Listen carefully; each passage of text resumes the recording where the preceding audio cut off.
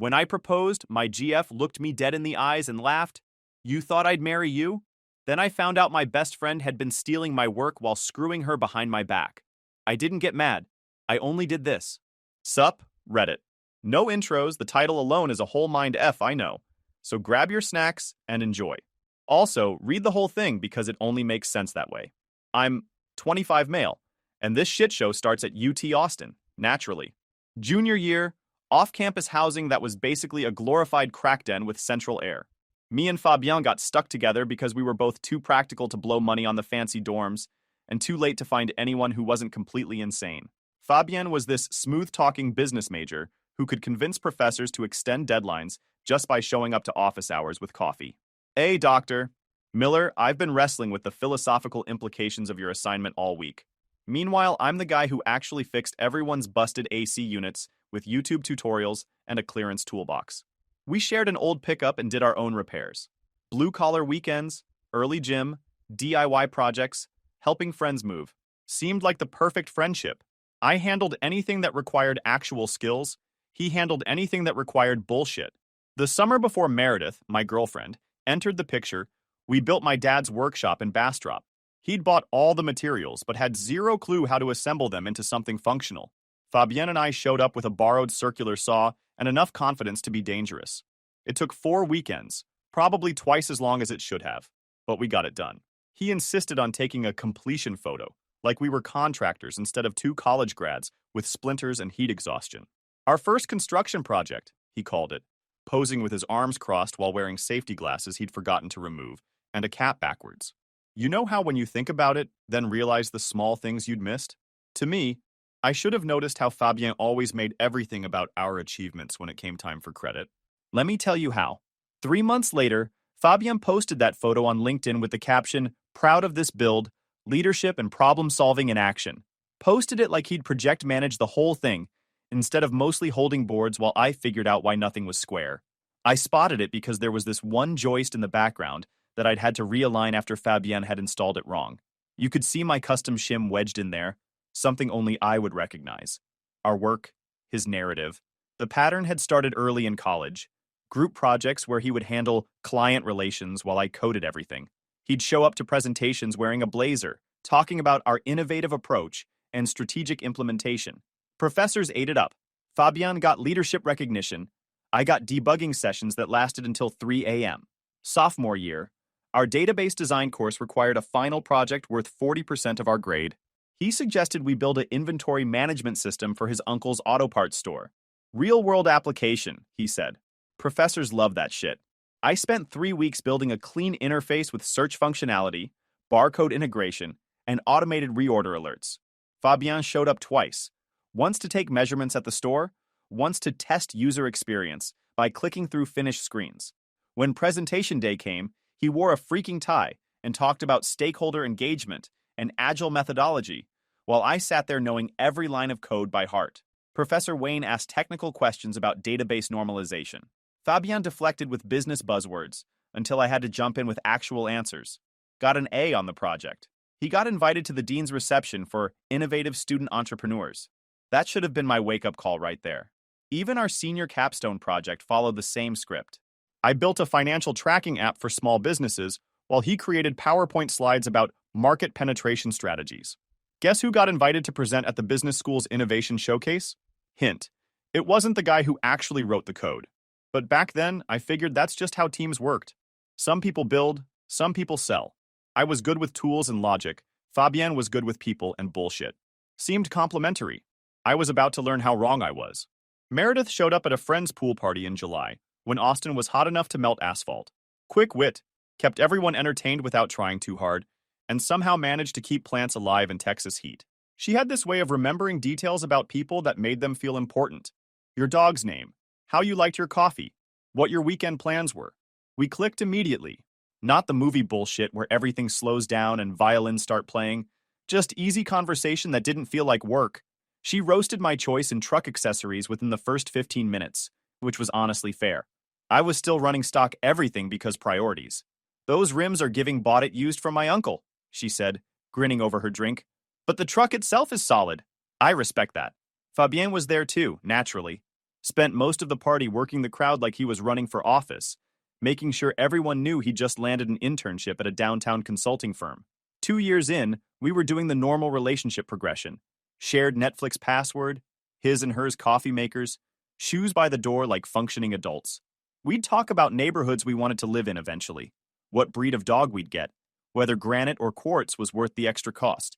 Basic future planning that felt natural instead of forced. She had opinions about everything, which I actually liked. Everything was a project that could be optimized. You enable my overthinking, she told me one night while we were assembling IKEA furniture. Most guys just want to follow the directions. You actually listen when I explain why the instructions are wrong. Meeting her dad was like interviewing for security clearance. Dude had a handshake that could crack walnuts, and the kind of stare that made you wonder if your shirt was buttoned wrong. But he eventually warmed up. Gave me the straightforward, she's got expensive taste, hope you're prepared talk, while we were manning the grill at a family barbecue. Her mom was more subtle but equally calculating. During that same barbecue, she pulled out her phone to show me photos of Meredith's sister's wedding. Look at this venue. 12 grand just for the reception hall, but absolutely worth it. Victoria looked like a princess. Then she'd glance at my truck in the driveway. I'm sure you and Meredith will find something perfect when the time comes. The message was crystal clear. So I started picking up extra freelance work. Weekend app development, small business websites, anything that paid decent and didn't require me to wear pants to meetings. Saving for a ring, because she had mentioned once, casually, while we were window shopping at the Domain, that she thought traditional diamonds were basic. Everyone does diamonds, she'd said, stopping in front of a jewelry store display. Emeralds are more intentional. Shows you actually listen. The freelance grind was brutal. 40-hour day job, then another 20 hours of weekend projects. Had a simple Excel tracker with columns for billable hours, payment status, and ring fund progress. Target was $8,500 for the specific piece I'd found. Nights meant energy drinks and code reviews until 2 a.m., but every deposit felt like progress towards something permanent. Found this vintage emerald ring, Art Deco setting, from an estate sale in Round Rock.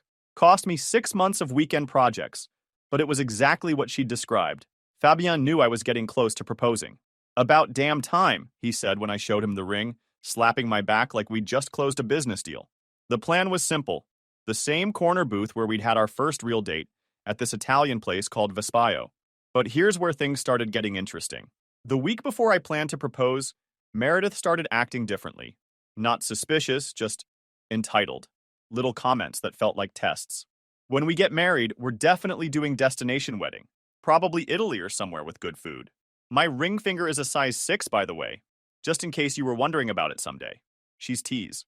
What do you mean? I asked. What? Nothing, though. Aren't we eventually getting married? She smiled with those innocent eyes. Of course. Like, see? She hugged me. I hope you're not planning anything cheesy, though. She joked.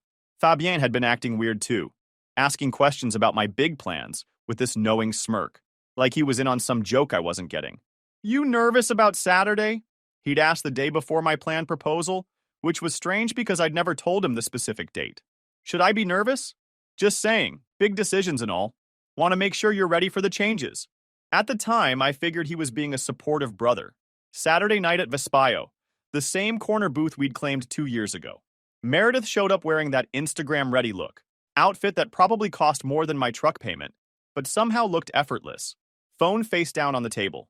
I waited until after we'd ordered, when the conversation hit that comfortable pause where couples can just exist without filling every second with chatter. The waiter had cleared our appetizer plates, refilled water glasses, and disappeared back to the kitchen. Perfect timing window. That's when I moved the ring box next to her water glass. A small black velvet box that had been burning a hole in my jacket pocket for 3 days. Before dessert, I said, keeping my voice steady. She looked at the box like I'd just placed a dead roach on her bread plate. Not surprise, not excitement, genuine confusion mixed with annoyance. The couple at the next table went completely silent, probably already composing their group chat updates about the drama they were about to witness. She got silent for like 20 seconds. My breathing stayed controlled. I was waiting for the inevitable yes, you know? Then, I shit you not, she looked me dead in the eyes, scoffed, and spit the words. Seriously? You thought I'd marry you? The emphasis on you hit like a slap. Around us, conversations paused. Silverware stopped clinking. Even the background music seemed to drop a decibel. But here's what she said next, and this is where it gets nuclear. I mean, no offense, you're sweet and all, but you're more like my placeholder boyfriend until I figure out what I actually want. Placeholder boyfriend. In front of a packed restaurant, said with the casual cruelty of someone ordering a salad. I sat there for exactly 3 seconds, processing the fact that I'd just been demoted to human bookmark status. Then I picked up the ring box and stood up. Thanks for clarifying, I said. The entire restaurant was watching now. Some old guy at the bar actually leaned forward to get a better view. Our server approached with dessert menus, saw the situation, and retreated back to the kitchen. Walked out while she was still sitting there with her mouth open, probably calculating whether following me would cause more or less of a scene. Got to my truck, drove straight home, activated my 48-hour processing protocol. No major decisions, no emotional responses, just systematic reset. Did 3 loads of laundry and reorganized my garage. Movement helped. Thinking didn't help, so I avoided it completely. Changed all my streaming passwords, reviewed my bank account access, cleared browser history. Basic digital hygiene when your life just took an unexpected turn. The next morning, she texted, "Look, the way you left me alone at the restaurant was a jerk move, okay? I had to pay for the dinner myself. Also, I need space to think. Don't make this complicated." The nerve she got. And she needed space. Like I was some clingy ex instead of the guy who'd just offered her forever and got called a placeholder for my trouble. Fine. Space was my specialty. But she wasn't done. Oh no, she was just getting warmed up. Monday, she showed up at my duplex with her sister and 2 friends, like she was leading a moving crew. Didn't ask if it was convenient, just announced they were there to collect her things. I held the door, helped carry boxes, acted like a decent human being despite wanting to change the locks while they were still on the porch.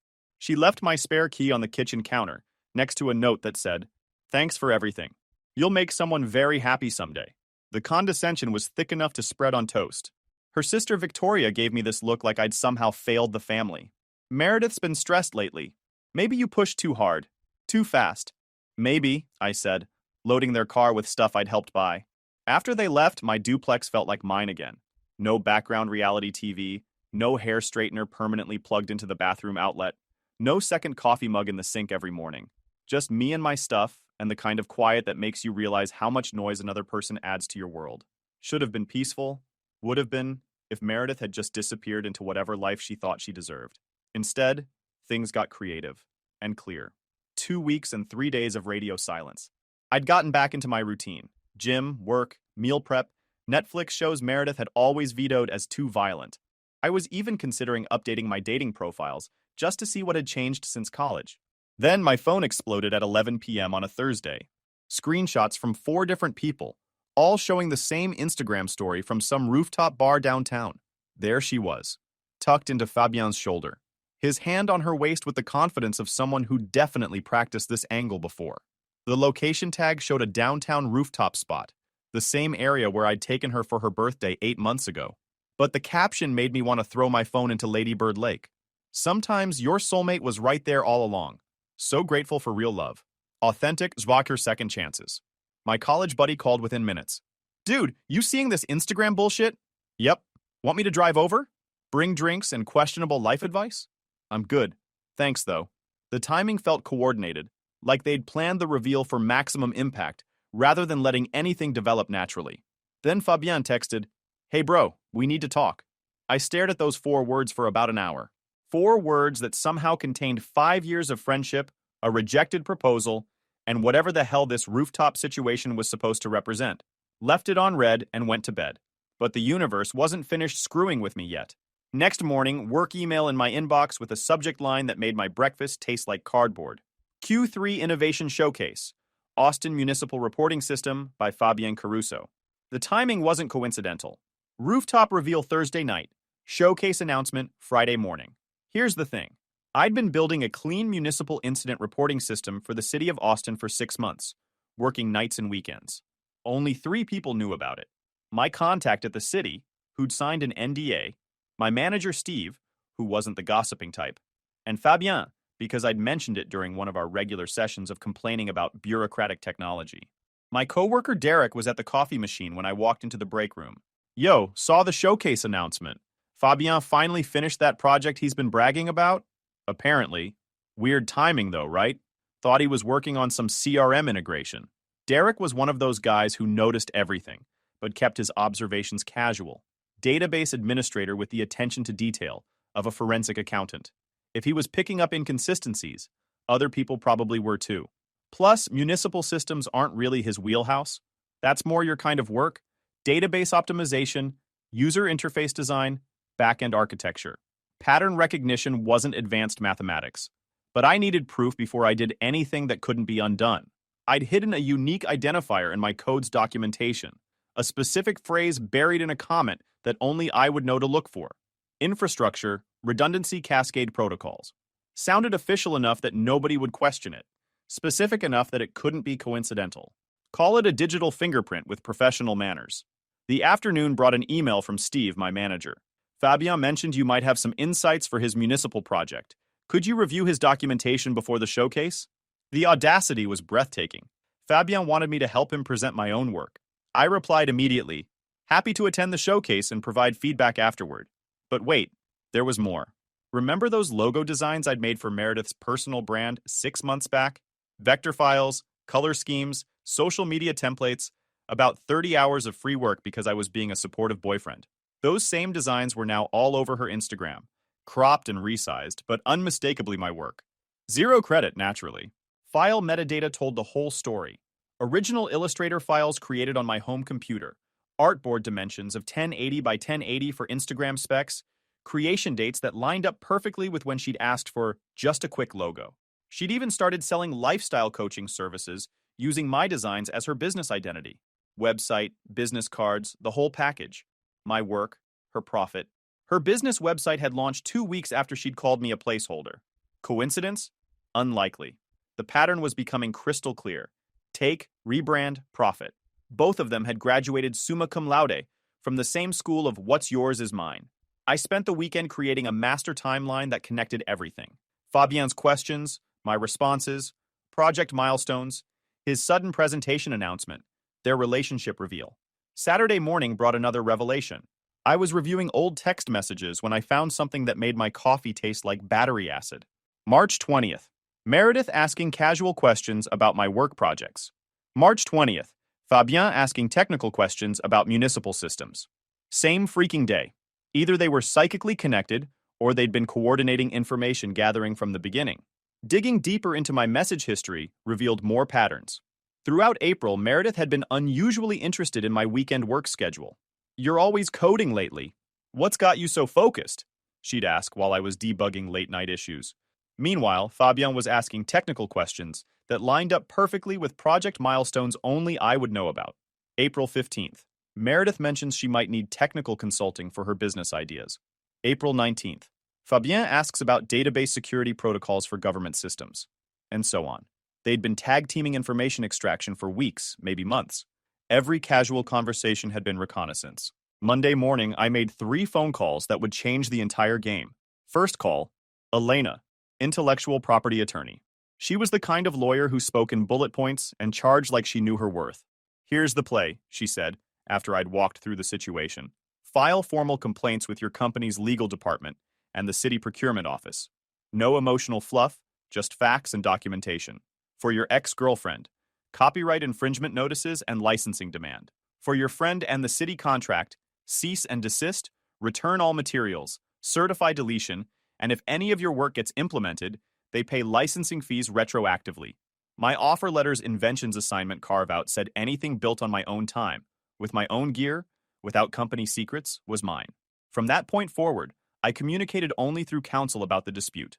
Second call, James from Corporate Compliance. Turns out our company had a dedicated portal for exactly this type of intellectual property dispute. Category, unauthorized use of personal IP. Description, employee presented personal project as company innovation without permission, potentially exposing company to liability. Third call, Austin City Attorney's Office. Explain the situation to someone who sounded like they'd heard this song before. Submit your documentation to our procurement fraud hotline. If there's a pattern of misrepresentation, we take that seriously. By Monday morning, all 3 packets were submitted. By 10:30, I had confirmation emails. By 1:45, I was sitting in a small conference room with 2 people from HR and 1 from legal, answering straightforward questions about ownership and timeline. Did you create this system during work hours? No. Using company equipment? No. Were you authorized to share it with Mr. Caruso? No. The HR rep had been taking notes on a legal pad. Walk us through how Fabien obtained access to your code.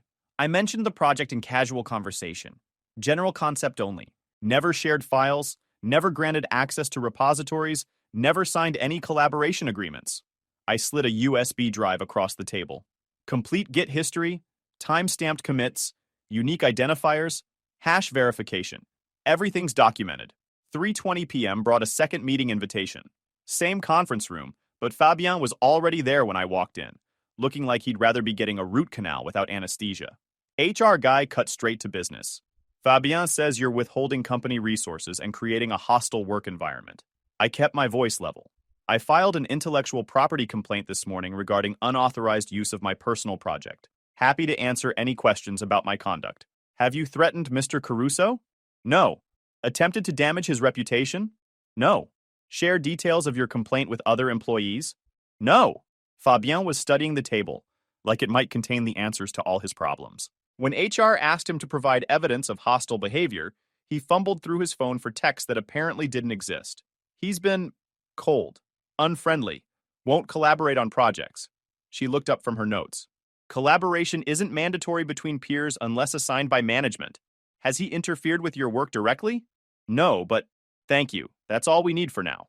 The legal guy had one more question for Fabien. Can you explain how you developed this municipal system without using any company resources or collaborating with anyone else? I researched best practices, used online tutorials, standard development process. In 6 weeks? I'm a fast learner. And the unique terminology in your documentation? Infrastructure redundancy cascade protocols? Fabien glanced at me, then back at legal. Industry standard terms. We'll be verifying that. After the meeting, he caught me in the parking lot. You're going to destroy both our careers over this. I looked at him standing next to his car, the one he'd somehow upgraded to a newer model while working the same job as me. You still got the nerve to talk to me, Fabien? You should have thought about that before you hit present. This is insane. We're friends. Get out of my sight. You'll have to deal with what's coming next. Oh, come on, dude. I'll make it right. Co-credit on everything. 50-50 split on any licensing. That's when I snapped. I grabbed him from the shirt and yanked in close. You have 2 options, I said coldly.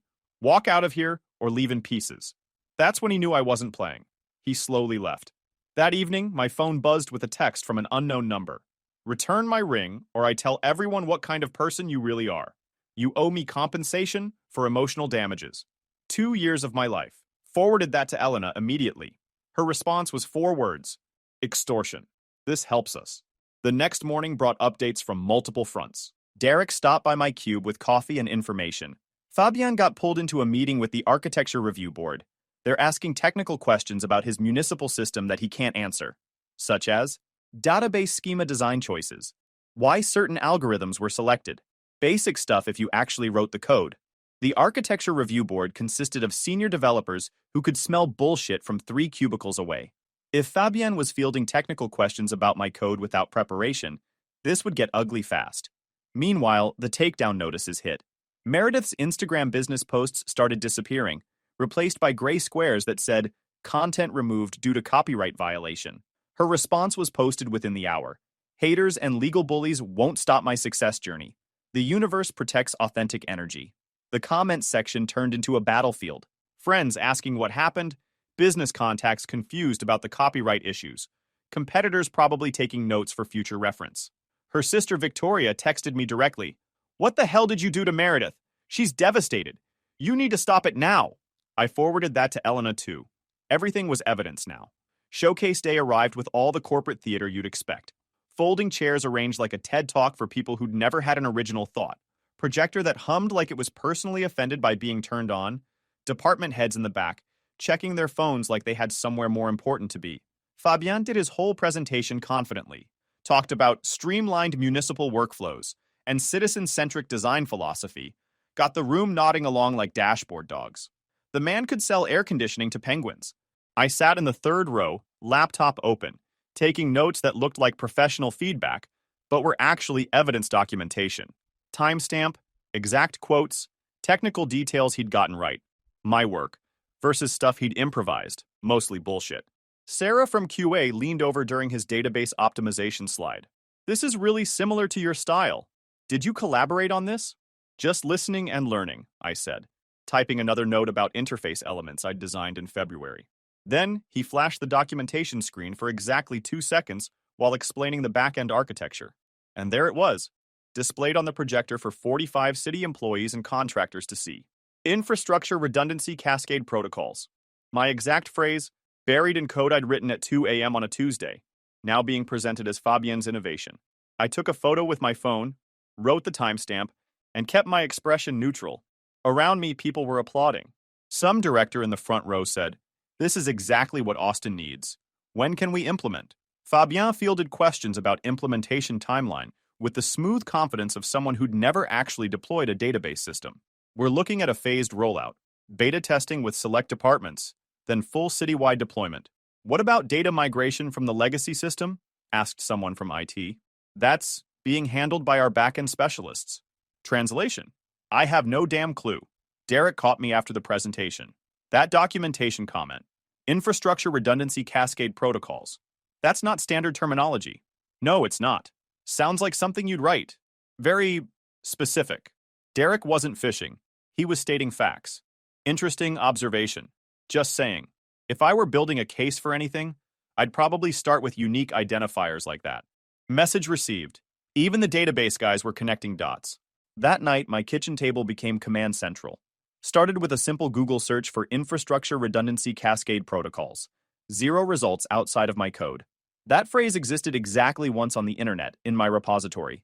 Local Git commits showed the exact timestamps when I'd written each section. SHA-256 hash of my complete project folder, zipped and archived. Proof of my work at specific dates that couldn't be faked or backdated. Digital signatures don't lie. Email analysis showed Fabien had started asking me technical questions about municipal databases 3 weeks after I'd mentioned the project to him. Innocent enough on the surface, but the questions were oddly specific. I'd answered like a helpful friend. He'd been taking notes like a competitor. The timeline was becoming crystal clear. 6 weeks from casual mention to corporate theft. The man was efficient, I'd give him that. Meanwhile, Meredith's business website had launched 2 weeks after she'd called me a placeholder. File metadata showed she'd been using my logo designs for commercial purposes without permission. The licensing demand was simple. Cease all unauthorized use immediately. Pay $3,500 in retroactive licensing fees for commercial usage. Deadline 72 hours from receipt. Wednesday afternoon, Fabien made his final tactical errors via text message. Look, we can work this out. Co-developers on the project. I'll make sure you get credit and a promotion. 2 minutes later, keep pushing this and I'll tell everyone you stole the code from a contractor we hired. Your word against mine. Both messages got forwarded to HR, legal, and Elena before I'd even finished reading them. Some people really don't understand the first rule of holes.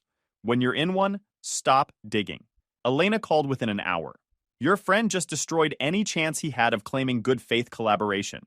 That second text constitutes witness intimidation and potentially criminal fraud. Threatening to make false statements to investigators is a felony in Texas. I'm forwarding this to the DA's office. The follow-up legal meeting was brief and professional. James sat in the corner taking notes while someone from corporate security explained that they couldn't discuss personnel actions, but my documentation had been thoroughly reviewed and action taken. The legal rep had an update. Mr. Caruso failed to provide adequate technical documentation for his project. The Architecture Review Board has recommended immediate suspension of all related development work. And the city contract? Being reviewed by the Procurement Fraud Division. We've suspended all municipal proposals pending investigation. Over the next 72 hours, 3 things happened in sequence. Fabien lost access to all shared folders containing my work. His project calendar went from packed to empty. He started parking in the back lot and using the side entrance like the main doors had a personal grudge against him. Elena called with updates. City killed the contract pending investigation. Your company scrubbed everything and wants to license the work for their internal use. For your ex, takedowns are processing, and we're demanding licensing fees for unauthorized commercial use. How much are we talking? Think 2 months' rent. Point isn't the money. It's establishing legal precedent and making sure this never happens again. Thursday morning, Steve scheduled a brief one-on-one. Fabien won't be working on client-facing projects for the foreseeable future. Internal systems development only. That's probably for the best. Legal wants to discuss licensing your municipal system through proper channels. Interested? The company wanted to buy what Fabienne had tried to steal. Poetry in motion. Send me the paperwork. Friday evening, my doorbell rang at 8:30 p.m. Meredith stood there with shiny eyes. She's been rehearsing this conversation. We need to talk. You're talking. I made a mistake. I panicked at dinner. The whole thing scared me. Which part scared you? The proposal or calling me a placeholder? Or the way you announced how you've been screwing Fabienne? Long pause. Then pivot to the victim strategy. But it's been 2 years together. I invested my prime dating years. You owe me something. I owe you nothing. Actually, I'm being too nice for letting you talk. Another pause. Fabien says you're trying to ruin his life because you can't handle that we found real love. Fabien presented my work to the city. I documented dates. Math isn't personal. She tried to look past me into the duplex, like maybe the old version of our relationship was hiding behind the couch, waiting to negotiate. The copyright thing is petty. Those designs were gifts. Gifts don't come with commercial licensing rights. You're being ridiculous. My attorney disagrees. That stopped her cold. I told her to leave, and she did. 20 minutes later, a friend DM'd me a screenshot of Meredith's latest Instagram story. Men who can't handle strong, successful women will always try to tear us down through the legal system. But diamonds are made under pressure. The irony was thick enough to build a bridge with it. Monday brought news that Fabienne's department transfer had been finalized. He'd be working on internal inventory systems, basically digital filing cabinets that nobody outside the company would ever see. Career advancement equivalent of being sent to Siberia. The licensing check cleared that same day. I spent it on a professional-grade tool organization system with foam-cut inserts for every socket and wrench, then labeled everything down to the quarter-inch drivers. Felt like justice. Tuesday morning, Fabien was waiting by my truck when I came out for work. Envelope in hand, face like he'd been sleeping in his car for a week. I screwed up, he said. Yep, you did. Brother, please just give me a chance to speak. Let's grab some drinks and fix things calmly. Too late. And stop calling me brother, or I'll break your jaw. Everything was imploding in his life. Then came the text by the next week. Another bong, but honestly, I wasn't surprised. She played us both. I think she was seeing someone else the whole time. She's pregnant, and you are the only one who knows I don't make kids. It can't be mine. Yeah, Fabienne is infertile, by the way. Things couldn't get any better. Turns out Meredith had left her laptop open at Fabienne's place while she showered. He'd done some research, and the browser history revealed the rest.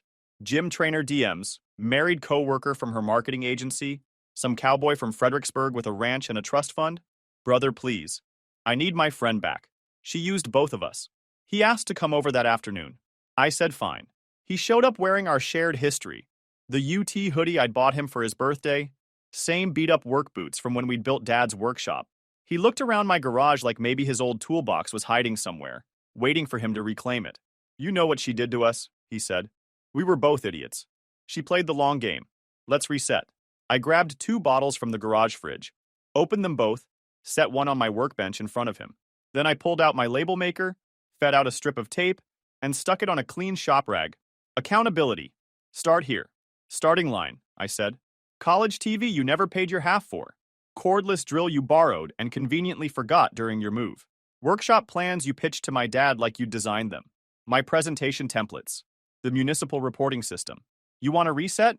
Write a statement acknowledging you used my work without permission. Where it went, what happened to it. Sign it. He laughed, but there was no humor in it. You're serious? Dead serious. Bros don't make bros sign legal documents. Bros don't commit intellectual property theft. Also, bros don't choose hoes before bros, you know? He tried the nostalgia angle. Remember Galveston? Hotel parking lot? Ball joint replacement at midnight? Yeah, I said. We fixed it. We can fix this too. I slid a manila envelope across the workbench. Inside, his spare key from 2019 with a fresh label attached, access permanently revoked. He stared at it like it might transform back into friendship through sheer willpower. You're cold. I'm clear. I dictated exactly what had happened in clean, lawyer-friendly language. Full confession, unauthorized access, presentation of my work, complete timeline, deletion certification requirements. He typed like someone filling out their own arrest warrant. Send it to yourself, legal, HR, the city attorney's office, and me, I said. Send button, delivery confirmation, multiple copies hit inboxes within seconds. Okay, so, we're good? Bros again? Forced smile, Desperate hope. I let him have that moment. That tiny slice of relief where maybe we could go back to building workshops and fixing trucks. Let him believe it for exactly as long as it took me to slide one final item across the workbench. Printed screenshot of his "your word against mine" threat text, stapled directly to the confession he'd just typed and sent. Keep these together, I said. Before and after shots. His face did the math and absolutely hated the result. You set me up. You walked in asking for a reset. That's a reset. He stood up fast enough to knock over the bottle. Cold brew spread across concrete, forming a puddle that perfectly captured the mood. Just remember who you used to be, he said on his way out. I held up the envelope so the label faced him clearly. I remember exactly who I was. That's why you're leaving. Elena called Friday with final updates. Settlement on the logo licensing. She's paying the full amount plus legal fees. Total comes to about $4,000. And Fabien? Company handled it internally. He can't legally work on municipal contracts for any organization for 2 years. Non-compete addendum to his employment. 2 years in digital filing cabinet purgatory. Career suicide with a paper trail. One more thing, Elena added. His department transfer came with a 15% salary reduction. Apparently, internal inventory work pays less than client-facing development. Your company's not messing around. Fabien's LinkedIn profile disappeared 3 days later. Just gone. Professional social media to match his career prospects. Word travels fast in Austin's tech scene, especially when someone gets caught red-handed presenting stolen work to government clients. Derek texted me that same week. Fabien asked if I wanted to grab lunch yesterday. Told him I was busy. Indefinitely. Even the database guys were cutting him off. The city contract came through the following week. 12-month engagement, my name on all documentation, licensing fees that would cover a down payment on something significant, proper credit, proper compensation, proper respect for intellectual property. Elena also mentioned that Meredith's business website had gone dark. Hosting company received copyright complaints from multiple sources.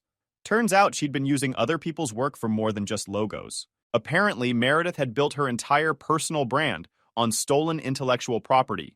Photos from photographers who'd never signed releases, written content from other coaches' websites, even testimonials copied from unrelated businesses.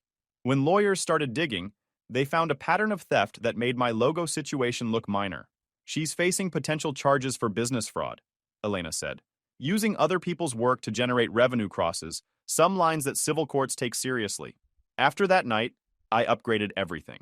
Password rotation on all accounts, two-factor authentication on everything from email to streaming services, the works.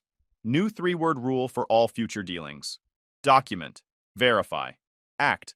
The peace in my life wasn't lonely at all. It was earned. It's been 2 months since all this happened. Last I heard, Fabien is unemployed. Meredith is living off TikTok lives, where she bitches about loneliness and the suffering of single mothers, still couching at her sister's. Had set up a GoFundMe too. Sucks to suck, you know. Some mistakes don't get fixed. They get you screwed.